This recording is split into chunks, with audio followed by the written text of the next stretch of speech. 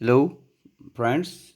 It's me, Samyog Saha. Today, I'm gonna tell you about some formulas of pile foundation of foundation engineering. It will help you in different aspects of solving numericals and also in reading theories. है अब म तपाईँलाई चाहिँ अब pile foundation numerical भन्दाखेरि विशेष गरी यसमा पाइल फाउन्डेसनको जो pile load determination of pile load capacity छ यसमा चाहिँ अरू अरू प्रोसेसहरू पनि छ एसपिटी भ्यालु एसपिटी नम्बरहरूबाट पनि छ तर विशेष गरी हामी न्युमेरिकलहरू गर्ने चाहिने र हामीलाई अगाडि सबै कुरामा युज हुने फर्मुला भनेको यो स्ट्याटिक अप्रोच र डाइनामिक एप्रोचको फर्मुलाहरूबाटै चाहिन्छ है। अब स्ट्याटिक अप्रोच र डाइनामिक म हजुरलाई चाहिँ अब स्ट्याटिक अप्रोच सर यहाँ लेखेको भनिदिन्छु है। The static method gives the ultimate bearing capacity of an individual pile depending upon the characteristics of the pile. The ultimate bearing load capacity of the pile is considered to be the sum of base अथवा in bearing resistance and resistance due to screen friction. यसले के भन्छ भनेपछि static एप्रोचले static एप्रोचबाट जो हाम्रो ultimate load bearing capacity of the pile हुन्छ त्यो भनेको केसको समेसन हो केसको हो भनेपछि एउटा स्किन के अरे स्किन फ्रिक्सन रेजिस्टेन्स र के अरे इन बेरिङ रेजिस्टेन्सको समेसन भनेकै हाम्रो अनि ultimate bearing load capacity of the pile हो है। अब हाम्रो क्युयु भनेको क्युएफ प्लस क्युबी है तपाईँले हेर्न सक्नुहुन्छ। अब स्क्रिन फ्रिक्सन केमा लाग्छ यसको जो यो पाइल र यसको सराउन्डिङ साइडमा लाग्ने हो है। क्युएफ यहाँ मैले एरो छुटाएको छु यहाँ यो भनेको क्यु हो र इन बेरिङ भनेको यसको पाइलको बेसमा लाग्ने के अरे बेस रेजिस्टेन्स है। अब तपाईँले यहाँ हेर्न सक्नुहुन्छ लेखेकै छ मैले भर्खर भने र हाम्रो क्युबी टोटल क्युबी भनेको यो सानो क्युबी इन्टु ए होइन। अनि तपाईँले त्यस्तै क्युएफ भनेको सिए इन्टु एएस है। अब एबी भनेको एरिया अफ द पाइल यसको बेसको एरिया एएस भनेको इफेक्टिभ सर्भिस एरिया जहाँ जहाँ यो फ्रिक्सन भएको छ त्यसको इफेक्टिभ सर्भिस एरिया भनेको चाहिँ एएस है। त्यस्तै QB is the unit point resistance equal to the ultimate bearing capacity. QB भनेको चाहिँ युनिट पोइन्ट रेजिस्टेन्स हो किनभने अब त्यही भएर हामीले क्युबी इन्टु त्यहाँ एबी गरेर छौँ त्यो भइसक्ने मात्रै टोटल आउँछ नि टोटल क्युबी आउँछ नि त टोटल है। त्यही भएर यो भनेको युनिट पोइन्ट रेजिस्टेन्स हो। अब यसमा पनि हाम्रो के छ भनेपछि स्ट्याटिक एप्रोच पनि एउटा कोहेसिभ सोइल र कोहेसनलेस सोइलको लागि हुन्छ है। अब कोहेसिभ सोइल भनेको अब क्ले हो र कोहेसनलेस सोइल भनेको चाहिँ स्यान्ड हो। र तपाईँलाई म यसलाई चाहिँ जो कोहेसिभ सोइल छ यसको चाहिँ म सुरुमा तपाईँलाई म फर्मुला भनिदिन्छु। यसको चाहिँ कम्बाइन्ड फर्मुला चाहिँ के हो भनेपछि QB equal to CNC C भनेको हजुरलाई थाहा नै छ कोहेसन हो एनसी भनेको फ्याक्टर हो एनक्यू भनेको पनि फ्याक्टर नै हो है बेरिङ फ्याक्टर अनि सिग्मा बी यो भनेको इफेक्टिभ प्रेसर र plus 0.5 gamma B and gamma है। अब हाम्रो के हुन्छ भनेपछि यो टर्म चाहिँ एकदम सानो हुन्छ है that is it is negligible. हामीले तेरो यसलाई चाहिँ यो टर्मलाई के अरे नेग्लेक्ट गर्छौँ र हामीसँग बच्छ भनेको चाहिँ QB equal to CNC plus NQ -1 sigma भी यो दुईवटा टर्म मात्रै बच्छ है। अब म कोहेसिभ सोइलको लागि जान्छु है। कोहेसिभ सोइलको लागि चाहिँ अब यसमा के हो चाहियो के अरे क्युबी र क्युएफ चाहियो तर त्यसको लागि कोहेसिभ सोइलको लागि है। अब कोहेसिभ सोइल भन्नु बित्तिकै मतलब केमा छ इन्टरनल एङ्गल अफ रेजिस्टेन्स के हुन्छ कोहेसिभ सोइलमा यो त पहिला सोइलमा पनि हामीले पढेको phi equal to 0 N Q equal to 1 र N gamma equal to O है। र यो हुन बित्तिकै हाम्रो जस्तो यो टर्म थियो नि सिएनसी प्लस एनक्यू -1 सिग्मा भी यो टर्म त हाम्रो पहिले नेग्लेक्ट भइसकेको थियो। अब हाम्रो यो हुन बित्तिकै फाइ इक्वल टु ओ हुन बित्तिकै हाम्रो के भइहाल्यो यो टर्म त 0 भइहाल्यो एनक्यू -1 सिग्मा भी किनभने हाम्रो एनक्यू पनि 1 नै छ यो भनेको ओ भइहाल्यो। हाम्रोसँग बच्यो के मात्रै भनेको सिएनसी अझ सी पनि विशेष गरी हाम्रो केमा डिपेन्ड हुन्छ भनेपछि डिबाई बीको रेसीमा डिपेन्ड हुन्छ र हामीले 6 देखि यसको 9 सम्म यसको रेन्ज हुन्छ है। तर हामी नर्मली जेनरली हाम्रो के गर्छ भनेपछि 9 नै लग्छौँ। अब हामीलाई क्युबी त आयो होइन। अब यसैलाई सानो क्युबीलाई ठुलो एरियाले मल्टिप्लाई बेस एरियाले मल्टिप्लाई गरिदिएपछि त ठुलो क्युबी आउने भयो। अब हाम्रो के चाहियो अब हामीलाई चाहिँ स्किन फ्रिक्सन चाहियो होइन skin friction resistance I mean चाहिँ है। क्युएफ भनेको क्युएस इन्टु एएस। अब यहाँ क्युएस कसरी पत्ता लगाउने त होइन यो युनिट फ्रिक्सन रेजिस्टेन्स यसको लागि पनि एउटा कम्बाइन्ड फर्मुला छ। हामीले पहिला कम्बाइन्ड फर्मुला थाहा पाउनुपर्छ फ्रिक्सन रेजिस्टेन्सको कम्बाइन्ड फर्मुला म तपाईँलाई अलि नजिकबाट देखाइदिइहाल्छु। क्युएस भनेको अल्फा सी बार प्लस के सिग्मा भी भी बार मतलब इफेक्टिभ प्लस tan डेल्टा। यो tan डेल्टा यो टर्म यो सेकेन्ड टर्म भनेको कोहेसनलेस सोइलको लागि हो है। यो फर्स्ट टर्म भनेको हाम्रो कोहेसिभ सोइलको लागि हो है।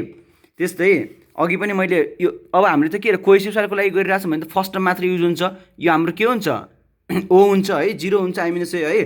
त्यस्तै यहाँ पनि हाम्रो यो टर्म पहिले नेग्लेक्ट थियो। हामीले बुझ्ने कुरा के हो भने चाहिँ यिन दुईवटा टर्म थियो। हामीलाई चाहिँ यो भनेको कोहेसिभ सोइलको लागिको टर्म हो र यो भनेको कोहेसनलेस सोइलको लागि टर्म हो।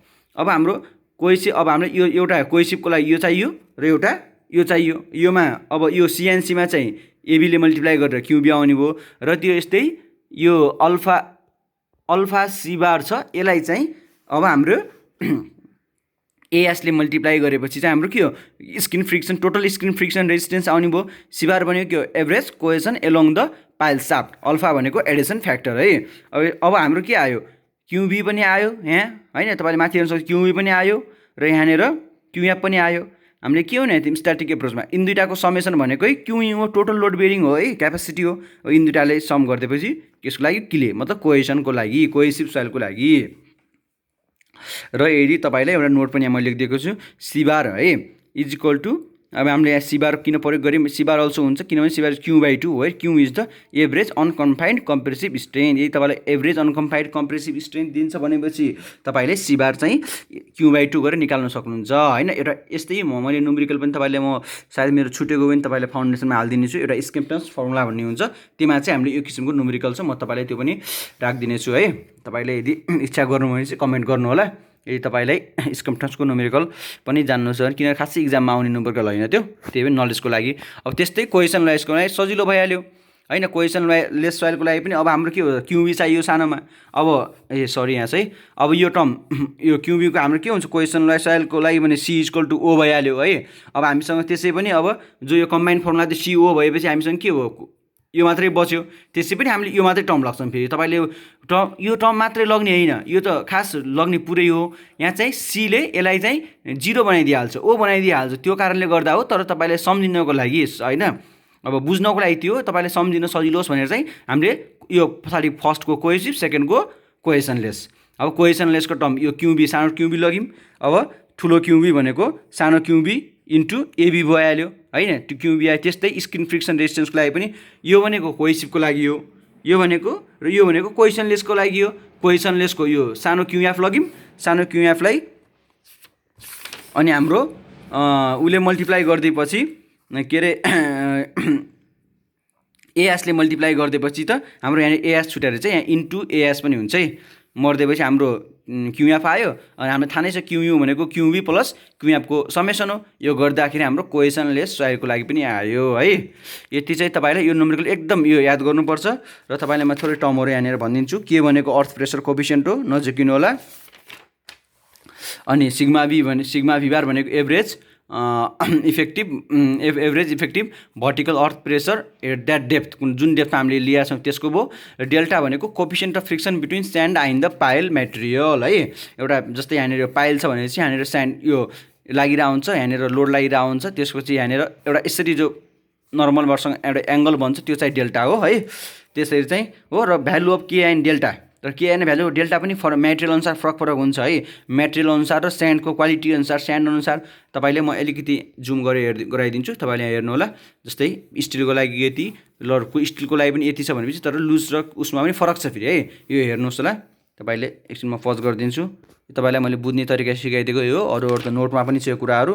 र तपाईँले कसरी सम्झिने कसरी बुझ्ने झुक्किनुहुन्छ, किनभने धेरै एप्रोचहरू छ, स्ट्याटिक एप्रोच डाइनामिक एप्रोच है। तपाईँको स्ट्याटिक एप्रोच भयो। अब तपाईँलाई म डाइनामिक एप्रोचको बारेमा थोरै भनिदिन्छु। यो किन डाइनामिक एप्रोच धेरै पनि छैन, थोरै छ। डाइनामिक थोरै यहाँ पढेर पनि सुनाइदिन्छु म तपाईँलाई।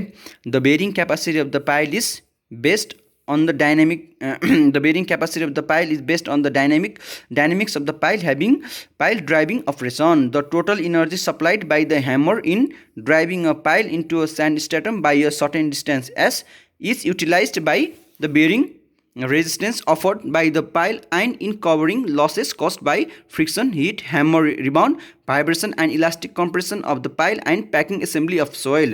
Thus the basic work energy relationship is है। यो भनेको के हो भनेपछि हाम्रो अब हाम्रो के हुन्छ भने यो ड्राइभिङमा चाहिँ यो डाइनामिकमा चाहिँ हामीहरूले के गर्छौँ भनेपछि जो पाइल हुन्छ त्यसलाई चाहिँ हामीले के हुन्छ भनेपछि ह्यामरले चाहिँ हामीले यसलाई रिबाउन्ड हुने गरी ह्यामरले चाहिँ हामीले त्यसलाई पिर्छौँ मतलब हान्छौँ माथिबाट खसाउँछौँ कति अरू ह्यामर कुन हाइटबाट खसाउँछौँ एच हाइट र ह्यामरको वेट कति छ डब्लु है यो भनेको हाम्रो पाइल हो डब्लुपी भनेको वेट अफ पाइल हो यो एस भनेको जो हामीले एस भनेको डिस्टेन्स कभर भन्नाले हो कतिसम्म पेनिट्रेसन भयो त अब हामीले माथिबाट जस्तै हामीले किल्लामा कुनै पनि काठहरूमा त्यसलाई चाहिँ इम्बेड गर्दाखेरि चाहिँ हान्छौँ के अरे हतौडाले हानेपछि इम्बेड हुन्छ नि त त्यस्तै हामीले ह्यामरलाई पनि यहाँनिर हानेपछि त थोरै नै इम्बेड त हुने भयो पेनिट्रेट त हुने भयो यो पेनिट्रेसन गरेको डिस्टेन्स भनेको एस हो है अब हाम्रो र ओ किनर्जी रिलेसनले के भन्छ भनेपछि कि W weight of hammer into यसको एच इन्टु यो भनेको इफिसियन्सी है इफिसियन्सी अफ ह्यामर है सिग्मा यसलाई यो इटा एस लेखे पनि हुन्छ त इटा मात्रै लेखेको छु मैले चाहिँ इटा एस पनि लेखिरहेको हुन्छ कुनै कुनै बुकहरूमा सोल्युसनहरूमा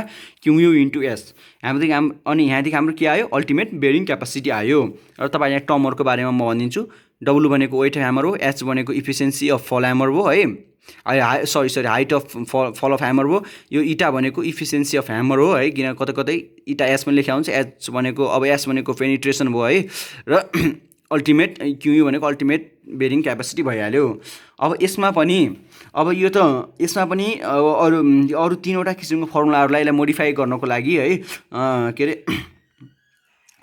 यसलाई मोडिफाई गरेर यसको किनभने हरेक कुरामा ड्रब्याक्सहरू हुन्छ यसको ड्रब्याक्सहरूलाई कभर गर्नलाई अरू तीनवटा फर्मुलाहरू हामीसँग राखेको छ त्यसमध्ये पहिलो फर्मुला हो इन्जिनियरिङ न्युज फर्मुला होइन यसमा चाहिँ अरू केही पनि छैन है तपाईँले सजिलो छ सम्झिनको लागि म भनिदिन्छु क्युयु भनेको सबै त्यही हो बस अब हामी पेनिट्रेसन मात्रै थियो प्लस हामी सी पनि गर्छौँ है र तपाईँले सी भनेको कन्सट्यान्ट हो र यसको भ्यालु के हुन्छ भनेपछि सीको value 2.54 centimetre for drop hammer and 0.25 centimetre for steam hammer होइन र इफिसियन्सी चाहिँ जेनरली टेकन इज 0.8 है यति हो यसमा फरक यसमा धेरै त्यति खास चाहिँ तपाईँले यसलाई एकदम जानै पर्ने हुँदैन जान्नु त पर्छ तर पनि एकदम धेरै गाह्रो भन्ने छैन त्यो फर्मुला मात्रै हो र हेलिज फर्मुला पनि छ 2 नम्बरमा के are most complete pile driving formula as energy loss taken into account होइन इन्टु हो त्यो ओ छुटेछ यहाँनिर हाम्रो इनर्जी लस पनि हुन्छ नि तर हामीले के गरेको थियौँ भनेपछि सुरुमा इनर्जी लस मानेका थिएनौँ कि तर केही त इनर्जी लस भइरहेको हुन्छ र उसले हेलिसले चाहिँ के गर्यो भनेपछि चाहिँ उसले चाहिँ इनर्जी लसलाई पनि एकाउन्ट गर्यो कि र उसले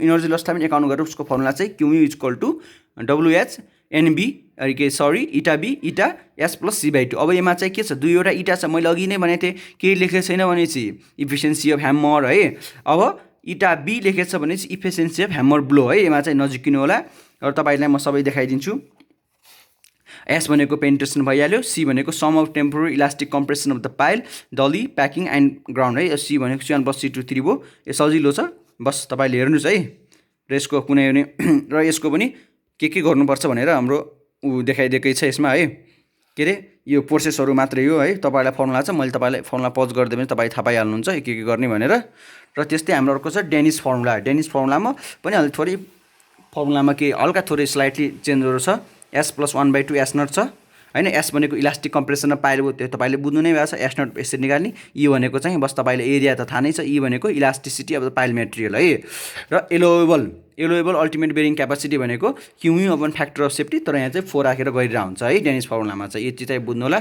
अरू चाहिँ म पछि भन्दै गर्छु लाइक र सब्सक्राइब गर्नु चाहिँ नभुल्नु होला फर फर्दर भिडियो